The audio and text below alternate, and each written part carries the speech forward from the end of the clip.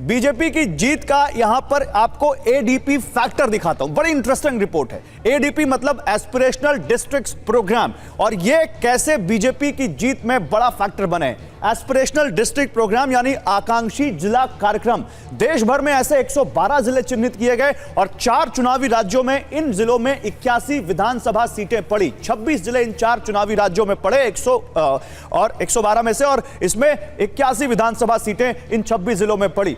अब जरा देखिए कैसे इन जिलों में बीजेपी के लिए वोट मिले हैं। बीजेपी को आप समझिए, यहां पर आप समझिए 2018 और 2023 को आप यहां पर कंपेयर कीजिए। 2018 में जब इन 26 जिलों में वोट पड़े थे तो बीजेपी को मात्र 23 सीटें मिली थी और कांग्रेस को 52 सीटें मिली थी, अदर्स को 6 सीटें मिली थी। लेकिन 2023 में पिक्चर कंप्लीटली चेंज हो गई। आप देखिए बीजेपी को 2 गुने से ज्यादा 52 सीटें मिलती हैं 81 सीटों में से, कांग्रेस को 24 सीटें मिलती हैं और 5 सीटें मिलती हैं केवल अदर्स को।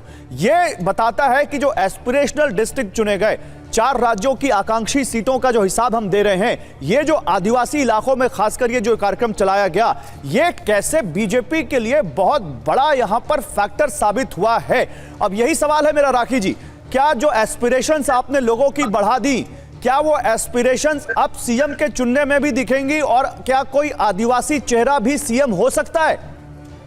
देखिए, सभी की संभावना है। हमारा एक ऐसी पार्टी है, हमारी पार्टी, जिसमें हर समाज के क्षेत्र हो, हर जाति वर्ग के लोगों को हम लोगों ने तैयार किया। और कई बार ये बात की जाती है कि हमारे प्रदेश के अंदर बहुत सारे ऐसे नेता हैं जो कि तैयार किए गए हैं, जो कि एक मुख्यमंत्री पद के काम को संभाल सकते हैं। तो अभी संभावनाएं तभी की है जब तक कि ये डिसीजंस नहीं होते। आदिवासी समाज ने जब हमें सपोर्ट किया है तो पीछे भी कुछ बेसिस होता है गौरव जी, जिसके बेसिस पर, जिसके आधार पर हमको ये सपोर्ट मिला है। मैं तो सबसे बड़ा आधार मानती हूँ कि राष्ट्रपति के रूप में जब आदिवासी समाज की एक महिला करती है। सही बात है, लेकिन छत्तीसगढ़ एक ऐसा राज्य है जहां पर ओबीसी वोट भी बहुत है और आदिवासी वोट भी बहुत है, तो वहां आप लोगों के लिए दुविधा नहीं होगी? क्या करेंगे, वहां कौन बनेगा?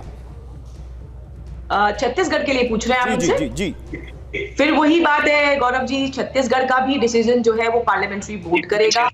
जो गारंटी मोदी जी की वहां पर दी थी लोगों के बीच में, वो सभी गारंटीज पूरा करने वाले चीफ मिनिस्टर वहां रहेंगे, जो भारतीय जनता पार्टी के विजन को ग्राउंड लेवल तक लोगों के बीच में पहुंचाएंगे। और जल्द ही ये डिसीजन, मैंने कहा, बस 24 घंटे का ही सवाल है। तब तक आपके पास चेहरा भी आ जाएगा, तारीख भी आ जाएगी। ठीक है।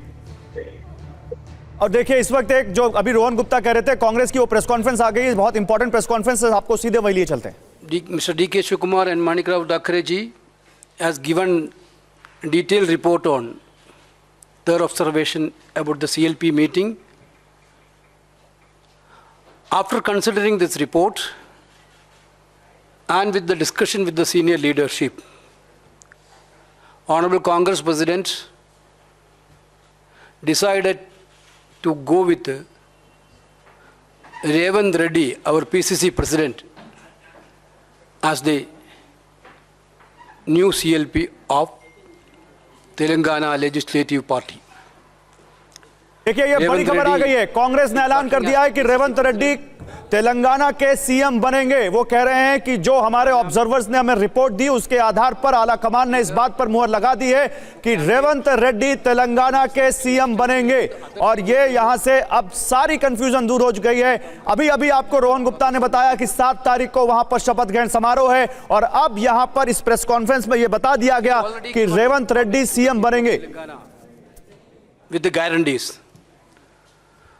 We are very sure, AICC is very sure that the first and foremost priority of this government, the new government, is to fulfill the aspirations of the people of Telangana, and especially the guarantees which we given to the people of Telangana. This is going to be a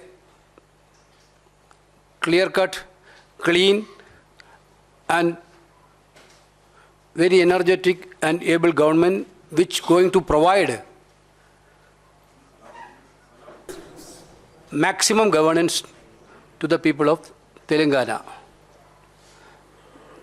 I'm thanking all the leaders, all the observers who went there, who worked there, and especially Mr. Shivakumar and his team of observers for doing the exercise in a beautiful manner. That's all. तो देखिए, तेलंगाना के नए CM पर मोहर लग चुकी है। रेवंत रेड्डी तेलंगाना के नए सीएम होंगे। कांग्रेस के स्टेट यूनिट के चीफ रेवंत रेड्डी, जिनके बारे में अभी आपको कह रहे थे रोहन गुप्ता की बहुत मेहनत की उन्होंने, 7 तारीख को शपथ ग्रहण समारोह में अब सीएम पद की शपथ लेंगे रेवंत रेड्डी, जिनकी पूरी आप कह सकते हैं जिनकी मेहनत और जिनके राज्य में, जिनके लीडरशिप में कांग्रेस चुनाव में गई। और देखिए, यह अब तय हो चुका है कि यहां पर रेवंत रेड्डी के नाम पर अब मोहर लग चुकी है और वो सीएम होंगे।